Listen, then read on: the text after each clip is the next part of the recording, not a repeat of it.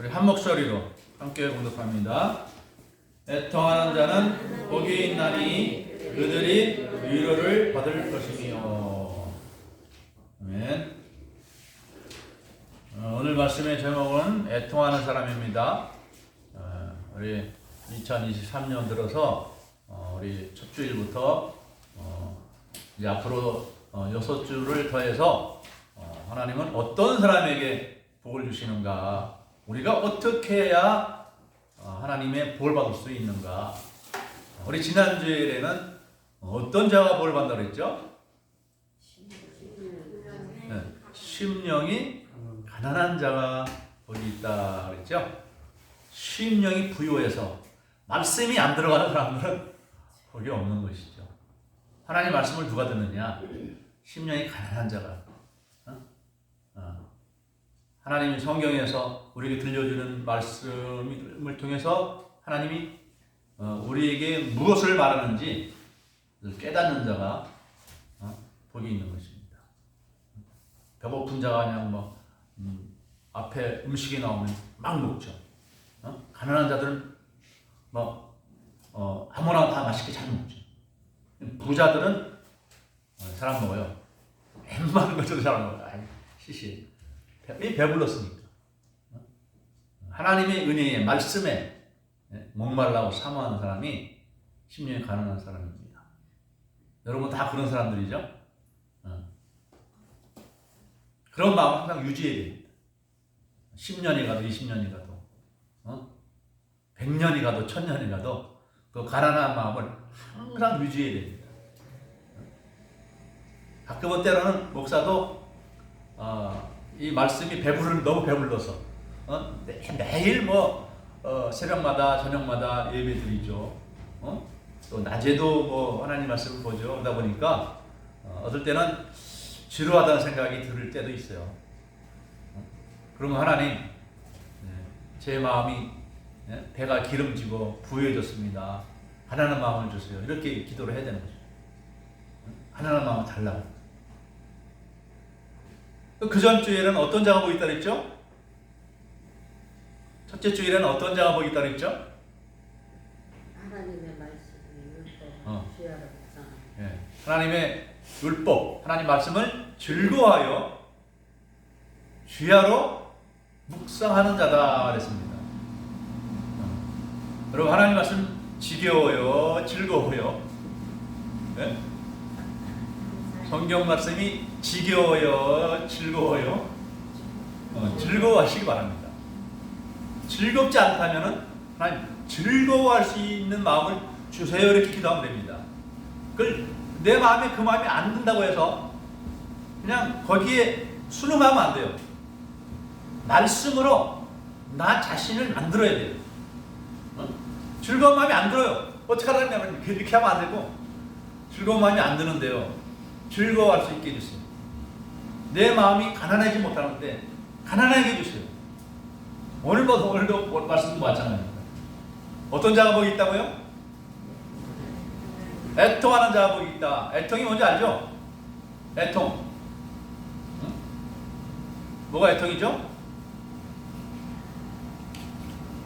애통하는 자를 많이 만나볼 수 있는 장소가 있죠? 장례식장에 가보면, 장례식장에 가보면 애통하는 사람들을 많이 만날 수 있죠. 예전보다는 좀 덜하죠. 예전에는 보통 장례식장에 가면은 그 애통하는 게 하나의 그 예절, 그랬죠. 그 상가 앞에 가면은 고인의 영정 앞에 무릎을 꿇고 아이고 이렇게 눈물도 안 나와도 그렇게 하는 게 일종의 예절이었던 것 같아요. 또 우리 장인 어른께서 소천하셨을 때 그때만 해도 그랬어요. 그냥 예의로 아이고 그랬어요. 물론 지금도 그런 사람들은 가끔 있지만, 특별히 우리 기독교인들의 장례식장에서는 그렇게 하는 사람들은 거의 없죠. 아무튼 우리 어떤 사람에게든지 자기의 가족의 생명을 잃어버리는 것보다 더 큰 슬픔은 없을 거예요. 사랑하는 사람, 사랑하는 가족, 그의 생명을 잃었을 때 우리는 통곡하게 되는 거죠. 통곡. 소리 내어서 엉엉 우는 것을 말합니다. 너무 서글퍼서, 너무 괴로워서.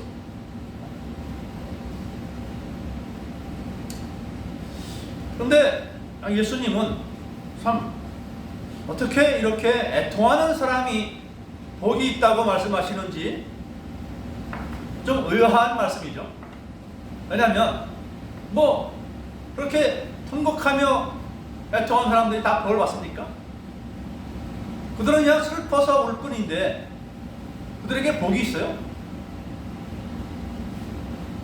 그래서 성경적으로 이것을 이제 앞뒤 전을 살펴보면서 이해를 해야 되는 것이죠.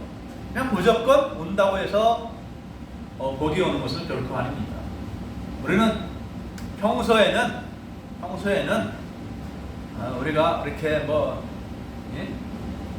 평소에 우는 사람들은 어떤 사람들이에요? 평소에 잘 우는 사람들은 우리가 징징댄다 그래. 징징댄다. 평소에 아무것도 아닌 일로, 조그만 일로 또 너무 쉽게 우는 사람을 징징댄다 이렇게 말해요. 저는 보기 안 좋죠. 별로 보기 안 좋아요. 좀 그런 마음은 왠지 마음이 약해서 약한 사람들이 잘 울죠.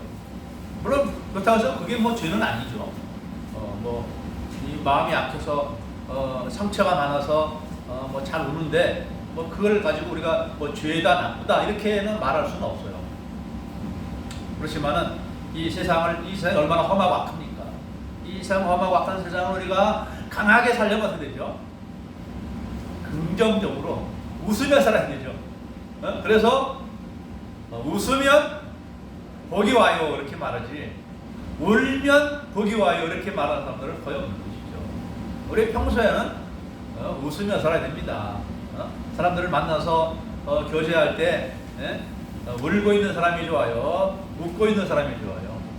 얼굴을 찡그리는 사람에게 가까이 오고 싶습니까? 웃고 있는 사람에게 가까이 오고 싶습니까? 웃고 있는 사람이 가까이 하고 싶죠. 그렇잖아요? 그러면 예수님이 여기에서 애통하는 자가 복이 있다는 것은 그냥 슬퍼서 고통스러워서 우는 자를 말하는 것이 아니라 하나님 앞에 나와서 혼자 우는 것이 아니라 하나님 앞에 나와서 통곡하며 구하는 자가 복이 있다 이 말입니다. 이것은 이 마음이 가난한 자가 복이 있다고 하는 것은 어떻게 보면 수동적이에요. 하나님께서 들려주는 말씀을 수동적으로 받아들이는 거예요. 수용하는 것이. 그런 자에게 믿음과 구원과 영생이 이루어진 것이죠. 이 구원과 영생은 수동적으로 받는 거예요. 내가 지옥 갈 사람이지 않았습니까? 내 이름이 생명책에 기록되지 못해서 내 미래의 소망이 없다는 것, 하나님의 심판과 멸망이 있다는 건 내가 알았습니까? 몰랐지만은 그 복음을 겸손히 받아들일 때 하나님이 그 사람에게 구원의 복을 주십니다. 근데 이 애통하는 복은 하나님께 적극적으로 구하는 것입니다. 그런 의미에서의 애통, 적극적으로 구하는 것. 우리 사무엘상 1장에서 보면 애통함으로 하나님께 복을 받은 사람이 나옵니다. 그 이름의 주인공은 누굽니까? 바로 한나이죠. 한나에게 원통할 일이 생겼습니다. 남편은 한나를 사랑하는데 이 한나가 결혼한 지 10여 년이 지나도록 오래도록 자녀를 못 낳습니다. 그래서 그 남편은 엘가나라고 하는 그 남편은 자식을 얻기 위해서 또 다른 여자를 구했는데 분인나라고 하는 다른 아내를 보게 됐어요. 그런데 이 브린나는 엘가나가 데려오자마자 곧 임신을 해서 아들을 낳고 또 딸 낳고 아들 낳고 이렇게 여러 명을 낳는 동안에 이 한나는 여전히 못 낳는 거예요. 그러니까 이 브린나 입장에서는 분이 나죠. 왜? 자기는 그 엘가나 남편을 위해서 자녀를 여러 명 생산해 주었는데도 남편은 자기보다는 여전히 한나를 더 이뻐하고 사랑해 주니까 시기 질투가 나가지고 막 이제 이 한나에게 스트레스를 주는 거죠. 그러니까 이 한나가 처음엔 남편의 위로가 됐습니다. 네가 열 아들보다 더 낫다. 그렇게 아무리 뭐 말로는 더 사랑한다, 네가 더 낫다 이렇게 말하지만은 이 자녀를 낳지 못한 데서 오는 그런 스트레스를 도저히 참을 수가 없어서 하루는 이제 시간을 내고 마음에 결심을 해서 하나님의 성막에 나가서 그것도 성막에는 사실 여자는 못 들어가는 데죠. 근데 이 한나가 하나님을 만나기 위해서 성막에 들어가서 소리 내면서 통곡하면 그 엘리제상이 또 알고 달려올까봐 조용히 그냥 입술로만 어물어물 그러나 심령에서는 통곡하면서 하나님께 기도했습니다. 하나님, 저에게 아들을 주시면 주님께 바치겠습니다. 제발 좀 제 기도를 들어주세요. 겉으로는 소리를 안 냈지만은 그냥 터져 나오는 이 애통하는 마음으로 간절히 기도할 때에 하나님께서 그 엘리 제사장을 통해서 응답을 해주셨어요. 엘리 제사장이 와서 보니까 어떤 여자가 그냥 입으로 오물오물 하는데 술 취해서 저런 줄 알았어요. 술 취해서 중얼중얼거리는 줄 알았어요. 그래서 여자야, 내가 언제까지나 이렇게 술 취해서 그렇게 이런 일을 하느냐. 호통을 쳤겠죠. 뭐 성경에는 이렇게 얌전하게 기록이 되어 있지만은 아주 호통을 쳤을 것입니다. 웬 여자가 이렇게 술 먹고 일하냐? 막 이렇게 야단쳤을 거예요. 그런데 한나는 그때 제가 원통해서 그랬어요. 원통해서 그랬어요. 그래서 밤새도록 철회하면서 하나님께 기도한 결과가 무엇입니까?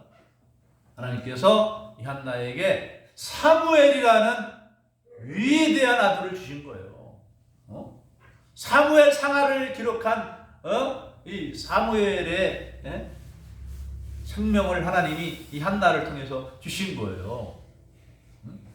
근데 만약에 이 한나가 집에서만 그냥 남편 붙들고 울었다면 아무런 소용이 없죠. 무슨 소용이 있습니까? 기적이 안 일어납니다. 기적이.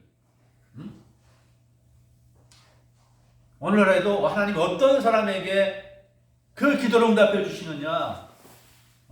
애통하는 자에게 그 기도에 응답해 주시는 거예요. 하나님께서 우리에게 이러한 애통할 요소들을 때때로 우리에게 허락해 주는 거예요. 애통할 요소들이 뭐예요? 여러분의 마음을 그냥 절망하게 하고 하는 이러한 사건들이 여러분의 삶에 주어질 때에 이것은 하나님께서 여러분에게 복 주시기 위해서 애통하며 주님께 기도하라고 주시는 고통이란 말이죠.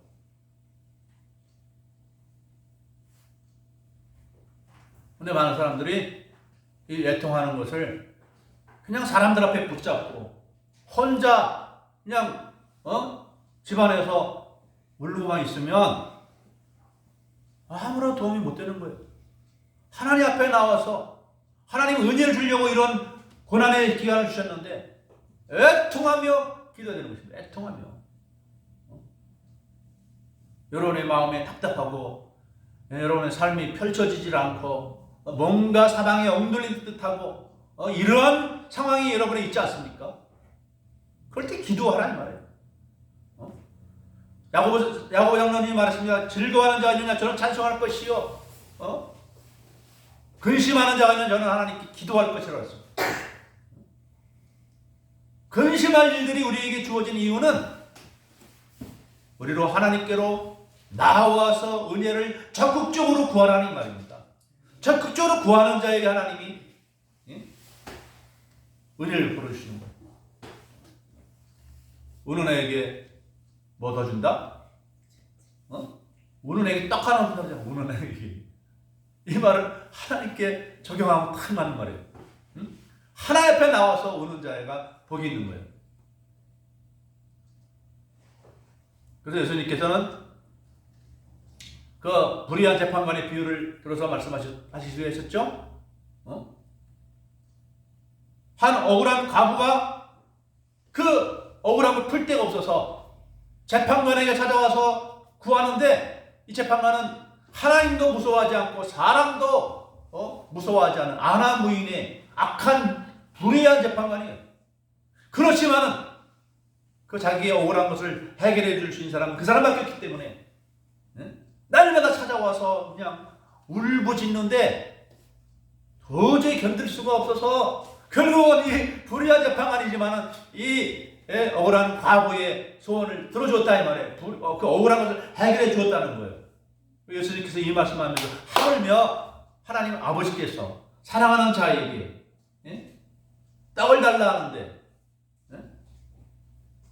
뱀을 줄 자가 있겠느냐 그랬어요.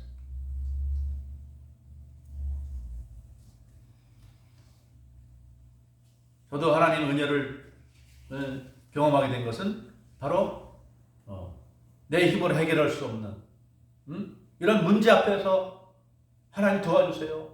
하나님 은혜 주세요. 금식하며 철야하며 그래서 그때도 제가 누가 저에게 기도원에 가보라, 금식해봐라, 철야해봐라 그런 사람 아무도 없었어요. 내가 못 살겠으니까, 내가 갈급하니까 하나님께 간절히 구할 때에 하나님의 살아계신 것을, 하나님의 사랑을 경험하는, 성령을 체험하는 놀라운 은혜를 경험하게 된 것입니다. 그리고 두 번째는 자기의 죄에 대하여 애통하는 자가 복이 있는 것입니다. 우리 사울왕 같은 경우에는 죄를 책망을 하면 변명을 했어요. 변명. 그런데 다윗은 그 죄를 선지자가 책망을 하면 반발하지 않았어요. 보통 사람들은 너 이런 죄가 있잖아 말하면은 죄가 드러나면 막 화를 내잖아요. 사울왕이 그랬어요. 근데 다윗은 그러지 않았어요. 자신의 양심의 찔림을 가지고 하나님 앞에 나가서 통렬히 회개하고 회개하면서 기도했어요.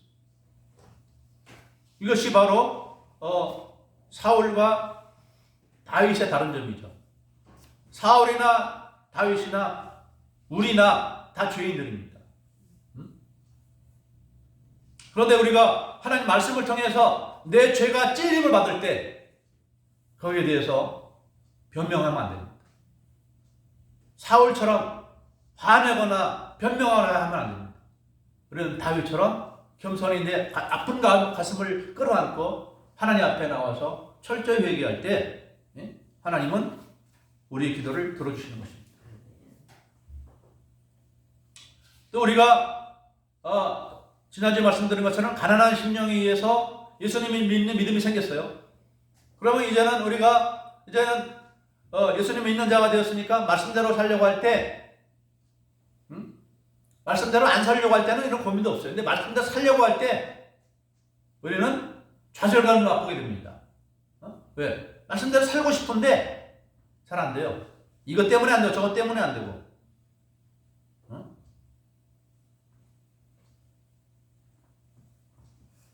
1, 2, 3, 4 계명 이런 거 잘 지키죠? 5, 6, 7, 8, 9, 10 계명까지 지킬 때 제일 어려운 게 뭡니까? 10번째 계명이죠. 10번째 계명. 이 사람들이 10번째 계명에 대해서는 별로 심각하게 생각하지 않습니다. 마음의 탐심, 마음에 일어나는 악한 마음, 마음에 일어나는 분노, 이게 여기서부터 사실은 다 죄가 시작되는 거거든요. 그래서 우리 먼저 우리 이 10번째 계명부터 잘 지켜야 되는데 이게 됩니까? 우리 인간 속에 죄성이 있고 또 사회적 문화가 우리를 슬며시 죄 가운데 이끌어가고 때로는 사탄 마귀가 강력하게 우리 마음에 악한 마음에 종속되도록 하는 경우가 많습니다. 이 살인자들부터 살인자들 최근에 뭐 어떤 사람을 몇 명씩이나 죽이고 막 옷장에 가둬놓고 막 시신을 그렇게 어떻게 시신을 자기 집안에 갖다 두고서 같이 이렇게 잠자고 먹고 살 수 있는지, 야, 그 심장 강심장이 아니면 안 되는데. 그거 보면은 이거는 자기의 스스로의 마음이 아니라 마귀가 준 마음이에요. 그러니까 강심장이에요. 시신 앞에서도 두려워 떨질 않고, 죽음이 자기 옷장에 있는데도 마음 편안하게 음식 먹고 껄껄대며 살아갈 수 있는 것은 사단 마귀가 주는 마음이에요. 그런 아주 저 사람을 내가 죽이고 싶다라는 그런 마음을 주는 것이 바로 이 마귀가 주는 마음이에요. 그러면 이게 내 마음에 생각하면 안 돼. 이 마귀가 나에게 이런 마음 주구나. 이 물리쳐야 됩니다. 물리쳐야 됩니다. 그리고 안 물리쳐지나요? 그러면 우리가 어떻게 됩니까? 하나님 앞에서 애통하며 회개됩니다. 하나님 내 마음속에 악한 마음이 있어요. 이게 안 없어져요. 이게 질질 끌려다니며 살고 있습니다. 그래서 사도 바울도 하나님 앞에서 애통했습니다. 로마서 7장 21절부터 23절에서 이런 말씀이 있죠. 그러므로 내가 한 법을 깨달았느니 그 선을 행하기 원하는 나에게 악이 함께 있는 것이로다.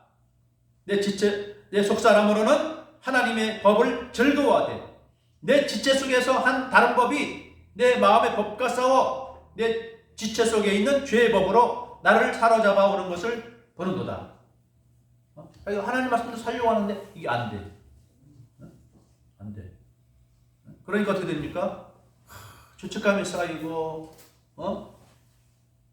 예수님 잘 믿으려고 했더니 이건 오히려 더 스트레스가 되는 거예요. 말씀대로 못 사니까. 말씀대로 살면 얼마나 좋아요. 근데 말씀대로 안 살게 되면 어떻게 해? 내 마음속에 하나님 말씀을 사랑하는 마음이 없고 따라갈 수가 없는데 어떻게 합니까? 그럴 때 우리는 거기에 낙심하고 나 이제 못 믿겠다, 예수 못 믿겠다 이렇게 포기하는 것이 아니라 사도 바울처럼 하나님 저를 도와주세요. 그래서 바울이 뭐라고 기도했습니까? 오라 나는 건고한 사람이로다. 이 사망의 몸에서 누가 나를 건져내랴. 하나님 제 마음은 사망입니다. 죄에 눌려서 죽겠습니다. 그래서 저도 한때는 믿음을 포기하고 내 마음대로 살자. 내가 기독교인이니까 이렇게 이런 차라리 불신자로 살면 나 마음이 편해지지 않느냐. 불신자로 사니까 마음이 좀 편해져요. 왜? 말씀이 내 마음속에 작동을 안 하니까 양심에 가책될 일도 없고 남들처럼 그냥 욕하고 악한 짓 하고 싶으면 하고 그러면 얼마나 마음 편합니까? 그러나 거기에는 소망이 없죠. 하나님의 은혜와 하나님의 권능을 맛볼 수가 없잖아요. 영생을 누릴 수가 없잖아요. 우리는 하나님이 우리에게 죄책감에 빠지라고 이런 생명의 말씀을 주시는 것이 아니라 우리 죄책감 문제는 예수님 앞에 나가서 회개하면 다 용서해 주셔요. 그러면 우리가 물론 죄 용서 받은 다음에도 여전히 죄인이지만 그러나 우리가 죄를 깨닫고 하나님 앞에서 회개할 때마다 우리의 죄성이 깨어지는 거예요. 죄성이 깨어지는 거. 우리 속에 있는 원죄가 힘을 잃어버리는 거예요.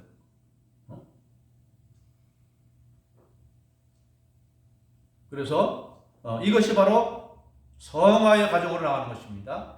우리가 죄를 범하되 이 죄 때문에 죄에 대해서 우리가 솔직한 마음으로 하나님 앞에 나가서 철저히 애통하며 회개함으로 말미암아 죄사함을 받으면 이제 점점 그 숫자가 줄어드는 것이죠. 우리의 믿음이 약하고 어릴 때에는 아직도 말씀대로 살아가는 것이 이게 사실 습관이 되고 성격이 돼야 됩니다. 그래서 무의식적으로 내가 이 말씀으로 말하고 행동도 하고 이게 무의식적으로 돼야 되지 의식하면 이미 늦어요. 한 발 늦어요. 그렇기 때문에 우리가 거의 무의식 중에 하나님 말씀대로 살아가기 위해서는 우리는 매일 하나님 앞에 나와서 회개하고 돌이키고 또 결심도 하는 것이죠. 그렇게 하지 말자. 이렇게 하자. 물론 그것이 다시 또 포기될지라도 우리는 지난번에 뭐 걸레 얘기도 했지만은 아무리 더러운 걸레도 빨고 쌀고 삶으면 어떻게 돼요? 수건처럼 깨끗해져요. 그러나 아무리 깨끗한 옷도 안 빨고 그대로 내버려두면은 걸레랑 다름없는 그런 옷이 되는 것입니다. 우리가 왜 예수님께서 애통하는 자가 복이 있느냐, 우리를 죄책감에 시달리게 하려고 애통하는 자가 복이 있다는 것이 아니라 우리의 죄를 다 깨끗이 씻어주셔서 성화의 과정에 이르러서 그런 자에게 하나님께서 어떤 복을 주신다고 말씀하십니까? 위로를 주신다고 말씀하죠. 위로. 요한복음 1장 9절에서 만일 우리가 우리의 죄를 자백하면 그는 미쁘시고 위로사 우리 죄를 사하시며 우리를 모든 불의에서 깨끗하게 하실 것이요 그랬어요. 우리에게 죄사함의 확신을 줍니다. 죄사함. 우리가 회개하면은 하나님이 그래도 너 죄인이야 이렇게 하지 않고 우리가 철저히 회개한 것에 대해서는 하나님은 다시는 거기에 대해서 거론도 하지 않습니다. 우리는 기억해도 하나님은 다 용서하시고 잊어버리는 것입니다. 우리 예수님 삶도 마찬가지죠. 누가 나한테 대해서 사과하고 용서를 구하는데 정말 진실한 마음으로 잘못했어요 그러면 용서하고 사실은 기억도 하지 말아야 되죠. 그 다음에 싸울 때 너 옛날에 이렇게 했었지 이렇게 하는 사람은 나쁜 사람이에요.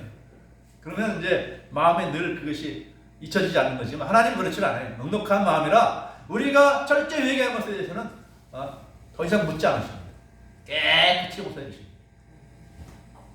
그래서 우리는 하나님 앞에 나와서 회개하는 것을 부담스러워하지 말고 언제든지 주님 앞에 나와서 우리 죄를 회개할 때에 우리는 이제 말씀으로 다져지는 성화에 이르러서 점점점 이제 말씀이 습관이 되고 우리 무의식 속에 들어와서 인격이 되어 성품이 되는 그런 역사가 이루어지는 것입니다. 예수님 닮은 모습이 이루어지는 것입니다.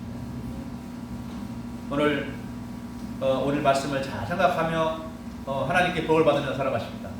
우리에게 내가 감당할 수 없을 만한 위태로운 일과 어려운 일과 억울한 일이 다가올 때 한나와 같은 상황이 이르를 때 겸손히 하나님 앞에 나와서 간절히 울며 통곡하며 기도함으로써 우리의 그런 어려운 상황을 극복하게 해주시는 하나님의 위로와 또한 우리가 어떤 죄를 지었든지 주님 앞에 주저 없이 나가서 진실한 마음으로 애통하며 회개함으로 깨끗이 죄사함 받고 거룩한 삶에 이르고 성령이 말씀이 지배하는 그러한 삶에 이르는 여러분 되시기를 주님의 이름으로 축복합니다. 아멘. 기도하겠습니다. 사랑의 하나님, 우리 하나님께서 때때로 우리가 원치 않는 그러한 인생의 고난이 다가올 때, 역경이 다가올 때 하나님께서 우리에게 복 주시려고 주님 앞에 나와 기도하라는 사인인 줄 알고 하나님 앞에 나가 하나님 한나가 간절히 구함같이 그렇게 부르짖어 구함으로 받는 그런 우리 하나님 주께 모든 성도님들이 되게 하여 주시옵시고 또한 하나님 아버지여 내가 말씀대로 살기를 원하나 그렇게 살지 못하는 일로 말미암아 우리 주님 앞에 나가서 애통하며 기도할 때에 하나님 그 모든 죄를 사하여 주시되 아버지 그 속에 있는 원죄까지도 소멸되어지는 놀라운 은혜를 베풀어 주시옵소서. 항상 주님 앞에 죄사함 받은 거룩한 심령으로 우리 하나님을 날마다 찬송하며 감사하며 살아가는 그런 저희 모두가 되게 하여 주시옵소서. 축복하오며 우리 주님 예수님의 이름으로 기도드리옵나이다. 아멘.